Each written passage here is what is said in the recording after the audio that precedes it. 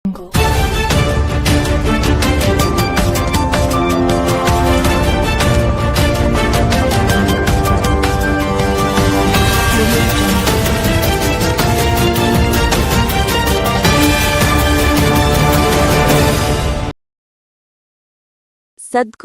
ದರ್ಶನದಿಂದ ಜೀವನ ಮುಕ್ತಿ. ಡಾಕ್ಟರ್ ಶ್ರೀ ಶಿವಾನಂದ ಭಾರತಿ ಮಹಾಸ್ವಾಮೀಜಿ ಅಭಿಮತ.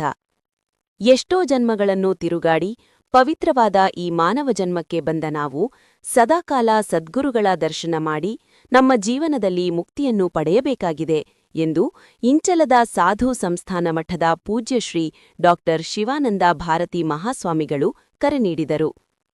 ಅವರು ಜಮಖಂಡಿ ತಾಲೂಕಿನ ಸುಕ್ಷೇತ್ರ ಚಿಕ್ಕಪಡಸಲಗಿ ಪುನರ್ವಸತಿ ಕೇಂದ್ರದ ಲಚ್ಚಾಣದ ಶ್ರೀ ಸಿದ್ಧಲಿಂಗೇಶ್ವರ ಕಮರಿಮಠದಲ್ಲಿ ದಿನಾಂಕ 6/2/2026ರಂದು ಆಯೋಜಿಸಲಾಗಿದ್ದ 14ನೆಯ ವೇದಾಂತ ಪರಿಷತ್ತಿನ ದಿವ್ಯ ಸಾನ್ನಿಧ್ಯವನ್ನು ವಹಿಸಿ ಆಶೀರ್ವಚನ ನೀಡಿದರು.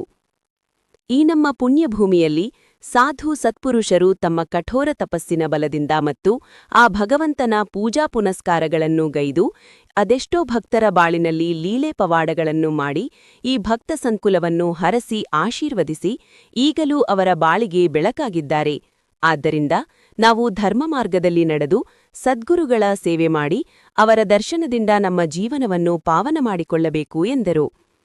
ಕಾರ್ಯಕ್ರಮದಲ್ಲಿ ಶ್ರೀಗಳ ತೊಟ್ಟಿಲೋತ್ಸವ ಮತ್ತು ಕಿರೀಟ ಪೂಜೆ ಜರುಗಿತು. ಶ್ರೀಮಠದ ಮಾತೋಶ್ರೀ ಅಕ್ಕಮಹಾದೇವಿ ಅಮ್ಮನವರು, ಹಿಪ್ಪರಗಿಯ ಸಿದ್ಧಾರೂಢ ಶರಣರು, ಮಧುರಖಂಡಿಯ ಬಸಯ್ಯ ಶಾಸ್ತ್ರಿಗಳು ಮತ್ತು ಪೂಜ್ಯ ಅಮ್ಮನವರು ಪಾಲ್ಗೊಂಡಿದ್ದರು. ವರದಿ ಸಂಪಾದಕರು ರವಿ ದೊಡಮನಿ ಜೊತೆಗೆ ಸುರೇಶ್ ಜಾಮಗೌಡ, ಆರ್ಡಿ ನ್ಯೂಸ್, ಜಮಖಂಡಿ.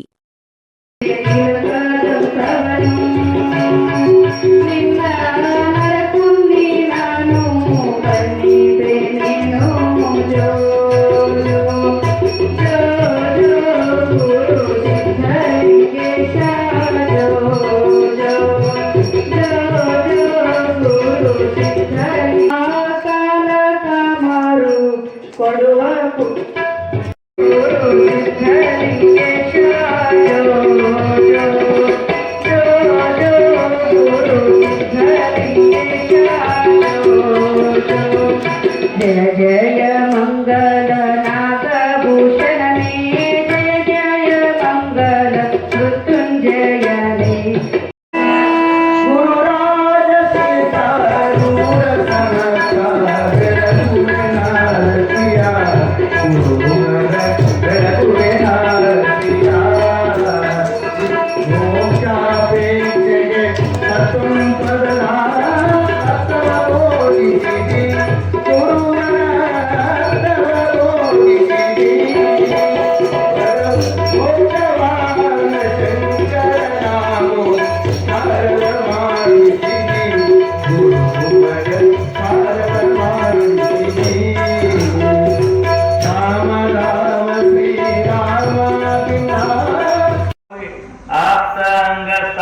ಸದ್ಭಾವಾದಿಗಳ ಮೂಲಕವಾಗಿ ಸೇವೆ ಮಾಡಿ ಅವನ ಉಪದೇಶವನ್ನು ಶ್ರದ್ಧೆಯಿಂದ ಕೇಳಿ ಅದರಂತೆ ನಮ್ಮ ಜೀವನವನ್ನು ಪಾವನ ಮಾಡಿಕೊಂಡದ್ದಾದರೆ ನಾವು ಮುಕ್ತರಾಗ್ಬಿಡ್ತೇವೆ, ಧನ್ಯರಾಗುತ್ತೇವೆ ಅಂತ ಧನ್ಯತ್ವ ಉಂಟು ಮಾಡುವ ಗುರುದೇವ ಸದ್ಗುರುನಾಥನ ಆ ಧನ್ಯತ್ವ, ಸುಖ, ಶಾಂತಿ, ಆನಂದವನ್ನು ಅನುಗ್ರಹಿಸಿ ನಮ್ಮನ್ನ ಜನನ ಅನ್ನುವ ದುಃಖದಿಂದ ದೂರ ಮಾಡಿ ನಿತ್ಯ ಸುಖದಲ್ಲಿರ್ತಾನೆ. ಅದಕ್ಕಾಗಿಯೇ ನಾವು ಇಂಥ ಮಾನವ ಜನ್ಮದಂತೆ ಆಯುಷ್ಯಮೇವದರೋ ಕಾಯ್ದೆ ಬರುವುದು ಗುರುಶಂಭುಲಿಂಗವನ್ನು ಒಲಿಸಿ ಮಾಯನ್ನು ಮೀರಿ ಭವವನ್ನು ಗೆಲುವೆನೆಂಬ ಸಮುದಾಯದ ಅಧಿಕಾರ ಎನ್ನುವುದು ನಿಜುಂಡು ಹೇಳಾರ. ಶ್ರೀಮಂತ ನಿಜುಂಡು ಹೇಳ್ತಾರೆ, ಆಯುಷ್ಯಮೇವದರೋ ಹುಟ್ಟಿ ಬಂದ ಮೇಲೆ ಪ್ರಾಣ ಇರುವುದರೊಳಗಾಗಿನೇ ಅಂದರೆ ಮರಣ ಬರುವುದರೊಳಗಾಗಿನೇ ಇಂಥ ಸತ್ಸಂಗ ಮಾಡ್ರಿ. ಪ್ರಾಣ ಇರುವುದರೊಳಗಾಗಿನೇ ಇಂಥ ಸತ್ಸಂಗ ಮಾಡ್ರಿ. ಸತ್ಸಂಗ ಸಿಗುವುದೇ ದುರ್ಲಭ, ಸತ್ಸಂಗ ಗತಿ ದುರ್ಲಭ ಅಂತ ಹೇಳ್ತಾರೆ. ಇದು ಎಲ್ಲ ಯಜ್ಞ ಯಾಗಕ್ಕಿಂತ ಶ್ರೇಷ್ಠವಾದ ಸತ್ಸಂಗ. ಯಜ್ಞ ಲಕ್ಷಾಂತರ ಕೋಟ್ಯಾಂತರ ಹಣ ಖರ್ಚು ಮಾಡಿ ಯಜ್ಞ ಮಾಡ್ತೇವಲ್ಲ, ಆ ಯಜ್ಞಗಳಕ್ಕಿಂತಲೂ ಶ್ರೇಷ್ಠವಾದ ಯಜ್ಞ ಇದು. ಇದಕ್ಕೆ ಜ್ಞಾನ ಯಜ್ಞ ಅಂತಾರೆ. ಅವು ದ್ರವ್ಯ ಯಜ್ಞ, ದುಡ್ಡನ್ನು ಖರ್ಚು ಮಾಡಿ ಭಕ್ತರನ್ನು ಕರೆಸಿ ಅನೇಕ ವಿಧವಾದಂತಹ ಯಾವ ಹೋಮಗಳನ್ನು ಮಾಡಿ ಅದರಿಂದ ಬರ್ತಕ್ಕಂಥ ಪುಣ್ಯ ಶಾಶ್ವತ ಅಲ್ಲ. ಗುರುಗಳ ಸನ್ನಿಧಾನಕ್ಕೆ ಹೋಗಿ ಗುರುಗಳ ಸೇವೆಯನ್ನು ಮಾಡಿ ಅವ್ರ ಉಪದೇಶವನ್ನು ನಾವು ಕೇಳಿ ನಮ್ಮ ಮನಸ್ಸನ್ನ ಆ ಗುರುವಿನ ಚರಣಕ್ಕೆ ಅರ್ಪಣೆ ಮಾಡಿ ಆ ಪೂರ್ಣ ಬ್ರಹ್ಮದಲ್ಲಿ ಮನಸ್ಸಿದ್ದಾದರೆ ಮನುಷ್ಯ ಜನ್ಮವೇ ಸಾರ್ಥಕ, ಮನುಷ್ಯರ ಅಭಿವೃದ್ಧಿ ಬಂದದಕ್ಕೆ ಸಾರ್ಥಕ.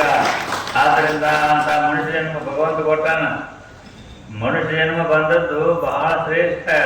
ನರ ಜನ್ಮದಿಂದ ಇಹದಳು ಮಿಗಿಲುಂಟೆ ಅಂತ ಹೇಳಿ ನಿಜಗುಂಡ್ರು ಶ್ರೀಮನ್ ನಿಜಗುಣ ಶಿವ ಹೇಳ್ತಾರೆ, ನರ ಜನ್ಮ ಅಂದ್ರೆ ಮನುಷ್ಯ ಜನ್ಮ.